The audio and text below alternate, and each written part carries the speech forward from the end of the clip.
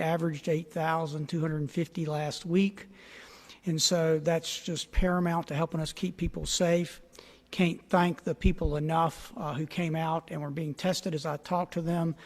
They're so incredibly appreciative that the governor has initiated this. The common term I heard was peace of mind, that it gave people peace of mind in case they had a loved one who was high risk or they had been around someone. Can't thank the National Guard enough. We had 60 members there in the local health department, and as you know, we'll finish that up on Friday. But as we do our testing, we feel that is essential to our mission to keep people safe. We now have more than 20 labs in Missouri that are doing the testing. We have the capacity now to do 11,000 a day.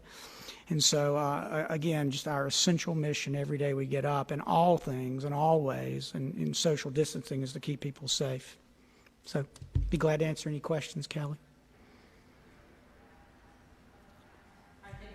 Thank you.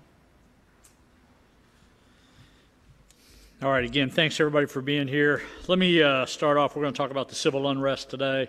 I'm sure a lot of you is going to be having questions on that anyhow.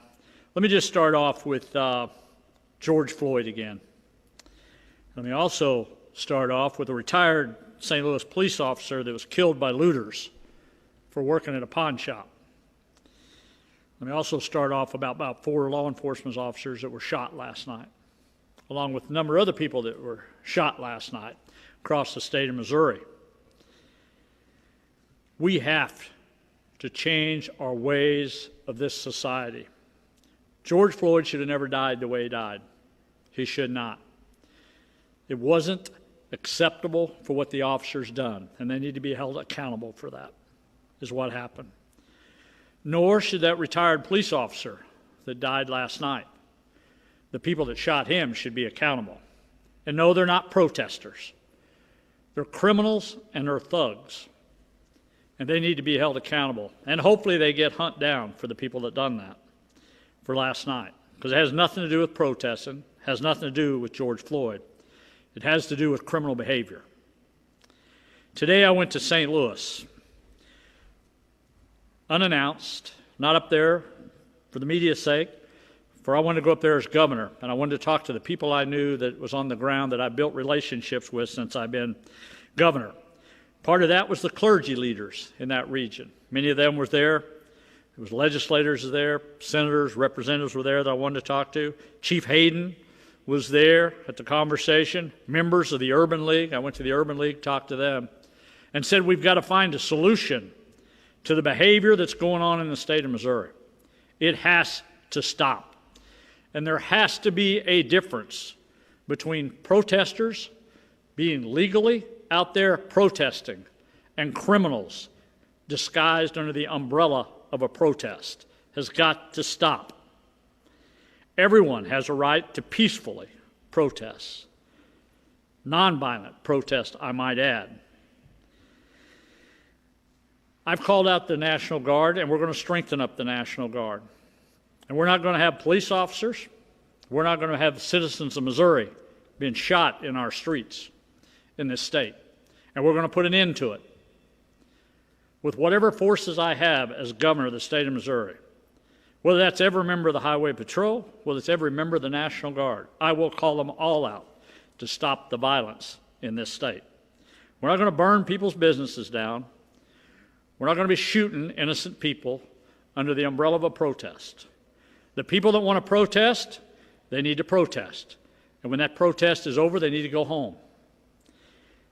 And leave the people that wants to be criminals, you leave them there, and we'll take care of that. Whether it's through law enforcement, through whatever services I have and whatever ability I have to take care of those people. We will do. I was on a conversation with Congressman Cleaver earlier today, and he talked about Martin Luther King, about Dr. King, and he was with him during those times of when they protested and how they did it and why they did it. It was kind of interesting because he talked about when they protested in the daylight.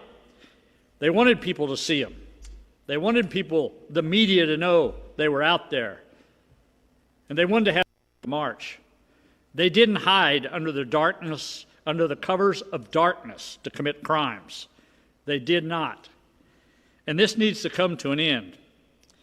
And there's no better place in the state of Missouri to make it come to an end, because we're not going to allow people to be shot and killed in this state. I'll use every resource I have to put an end to it. And for people that want to demonstrate and they want to tear up property, they want to throw bricks and they want to throw rocks at officers, those officers have got families too, just like the victims we're talking about, just like George Floyd had a family.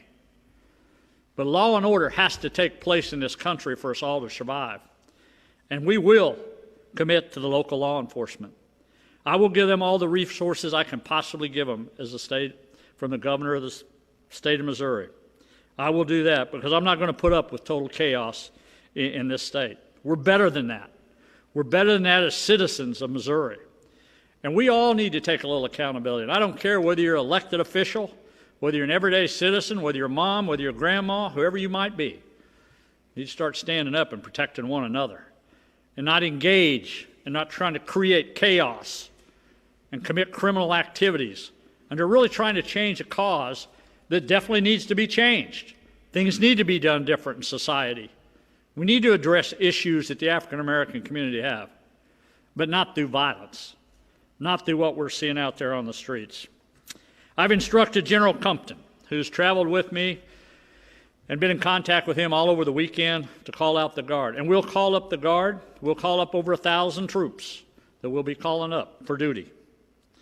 Director Karsten is also the Director of Public Service, knows that all her resources are available to put an end to this violence. Colonel Olson of the Highway Patrol knows his instructors. Wherever the town is, wherever the location is, we're going to be there. And whatever it takes, we're going to put an end to this here in this state. We've seen all we need to see. The everyday people of this state are not for violence. And for people that instigate that, we need to kind of call them out also. All of us need to do that, to put an end to this. So Director Carson's here, Colonel and General Compton's here today that's going to have a few words to say, and they'll be able to answer a few questions also. So let me turn it over first to Director Karsten. Thank you, Governor Parson, and good afternoon, everyone. Today, I received a statement released by the Missouri Police Chiefs Association, and it said that George Floyd's killing represents the degradation of what the law enforcement profession stands for. There is no law enforcement academy that teaches that type of conduct. There's no law enforcement agency that would tolerate it, and Americans will and should not accept it. We agree that free speech should be practiced and allowed. We agree that peaceful and safe demonstrations should occur. And we agree that we must highlight the calling of injustices in our nation. That's why, at the direction of Governor Parson, the Missouri State Highway Patrol and the Missouri National Guard have been assisting local law enforcement partners across the state. We're committed to providing a safe environment for demonstrators to deliver their messages and to march safely. Last night, the Missouri State Highway Patrol assisted local authorities in St. Louis, in Springfield, in Jefferson City, and in other areas across the state. The assistance that was provided and the posture our agencies take depend entirely on the environment they encounter. Last night, I was in Jefferson City as the patrol, the Missouri National Guard, the Cole County Sheriff's Department, the Missouri Capitol Police, the Jefferson City Police Department, the Lincoln University Public Safety Department, the Columbia Police Department, the Missouri State Park Rangers, and the Missouri State Conservation Agents assisted with the rally and the march that originated and ended on the Capitol grounds. As I interacted with the demonstrators, they were vocal, but they were peaceful. Some taunted the officers they encountered, but they were exercising their free speech. We respect and support and protect that right. That's our job. But there's a difference between those who advocate for change and those who agitate to create chaos. There is a difference between demonstrators and rioters and looters. When an assembly becomes violent and the safety and security are destroyed, our job must be to protect businesses, citizens, and the property that are endangered because of that. This past week, we witnessed in Kansas City, in St. Louis, in Minneapolis, and other American cities, the terrible destruction that can be done when vandals and criminals hijack demonstrations and corrupt the peaceful calls to expand justice in our nation. In St. Louis, last night, a peaceful protest turned to nighttime violence with fires, destruction, and looting. 4 St. Louis Metropolitan Police Department officers were shot, and countless others were shot at, including one Missouri State Trooper who had a bullet enter his vehicle and strike the riot helmet he was wearing as he was driving to respond in downtown St. Louis. These officers are doing dangerous work, and we owe them our support and our prayers during this time. After talking with the clergy today and the demonstrators last night, as well as community leaders in Kansas City and St. Louis, I firmly believe 99% of all of us do not want to see this violence and destruction in our communities. In fact, last night, there were demonstrators who were handing out water bottles to everyone. There was one that handed me a sign, and he said, "I'm not here to cause problems." And his sign read, "No violence, stop hatred." So we're all in this together, and we believe there are good people out there who want their voices heard, but their voices are being deafened by those with criminal intent. We will continue to work with all of those who seek to build up their communities and not tear them down. We will continue providing assistance to law enforcement and to our communities across the state to address this situation. Again, I say our officers, our deputies, our agents, our soldiers are doing dangerous work, and we owe them our support and our prayers. And with that, I thank you, and I wish you to stay healthy and safe. Thank you, Sandy. Thank you for what the Highway Patrol, is doing. I know Colonel Olson's not here, but I really appreciate that. Next, General Compton is going to come up here. He'll be able to answer a few questions for you and kind of tell you the strategy of the Guard, what his plans are, and what our plans are as the state of Missouri. General? Hey, thanks, Governor. Always appreciate an opportunity to talk about your Missouri National Guard and what we have underway. Hey, so we still have, we have 2 big efforts underway right now. We still remain deeply engaged in the COVID-19 effort. Our main priority on that today is the testing effort that we've talked about over the last few weeks. And that's going along very well. But frankly, what I wanted to talk to you about today is our effort in the civil unrest that the Governor and Director Parson has just spoken to. Hey, our Guard, your Missouri National Guard, is out there across the state, mobilized as the Governor directed last Saturday to support the Missouri State Highway Patrol and the local law enforcement.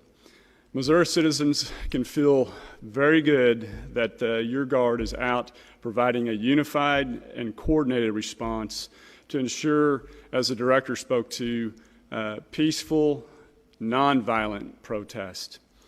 The Guard is in support of the Highway Patrol, and that response is then further coordinated with the local law enforcement officials across the state to provide a strong, unified committed response. I want to thank the Governor, the state, specifically the Highway Patrol today, and the DPS, Director Karsten, for their efforts and the Governor's leadership in bringing the team together. I know as we work together from the state and the local leadership levels, we're making big commitments to ensure that that peaceful, nonviolent protest can occur.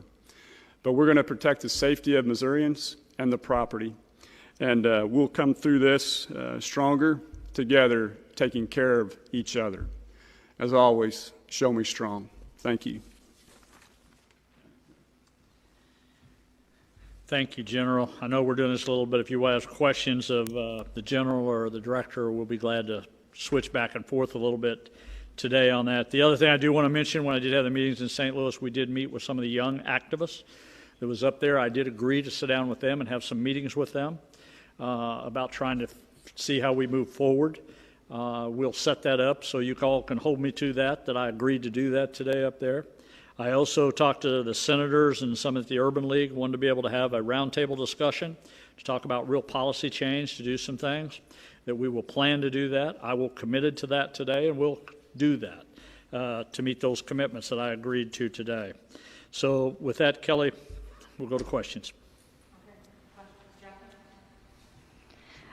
Governor, as you said today, you're willing to use your powers to crack down on these looters and rioters, but what specific actions are you willing to take to address the entire reason for these protests, the systematic issues between people of color and law enforcement? Yeah, just what I just told you a while ago. We talked about those things today to make agreements to sit down at the table and come up with real solutions to try to figure out how we can change things. That has to be part of moving forward.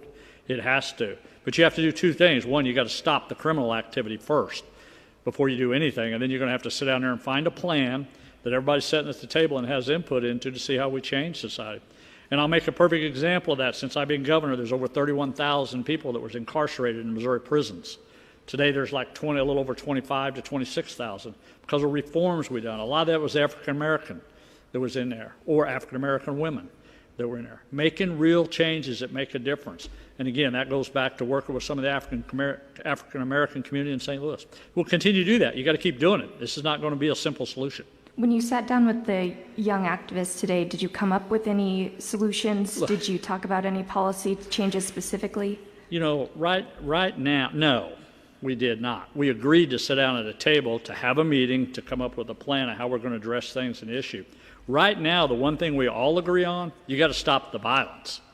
That's the main thing we need to be talking about right now, that everybody in the rooms at every location I said, they all that I talked to are in agreement. Once this legal protest is over, then the crime and the violence needs to stop. Everybody's in agreement with that. Would you It's been a month since you reopened the state. What are your thoughts looking back?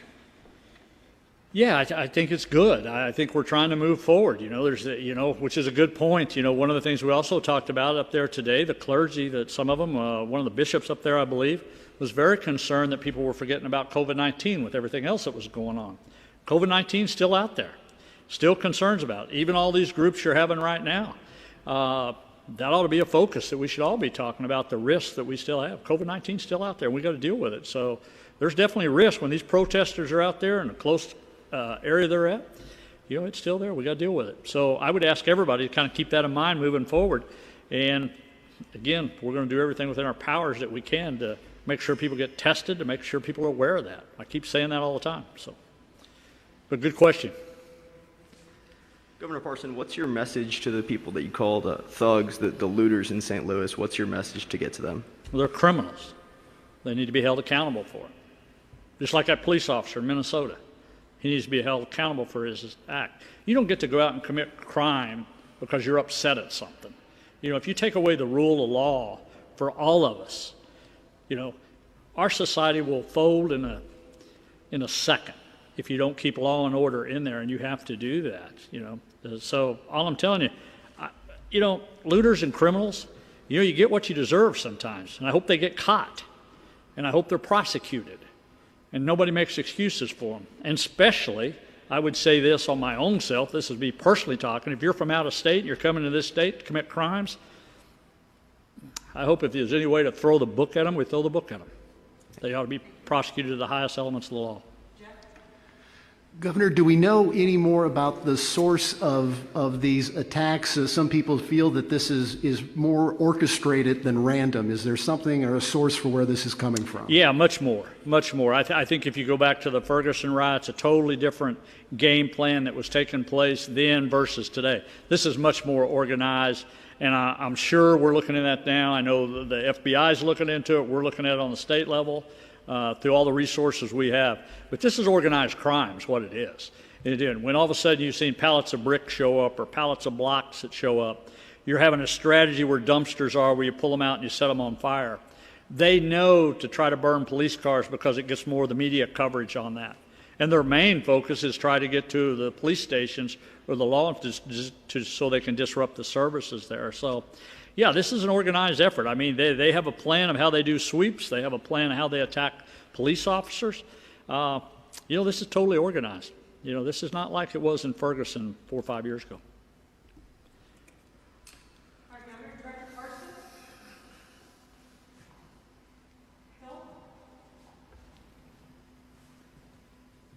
Hi, Director. Hi, Phil. There's been a lot of attention paid nationally to the use of tear gas and rubber projectiles and marker rounds to disperse crowds.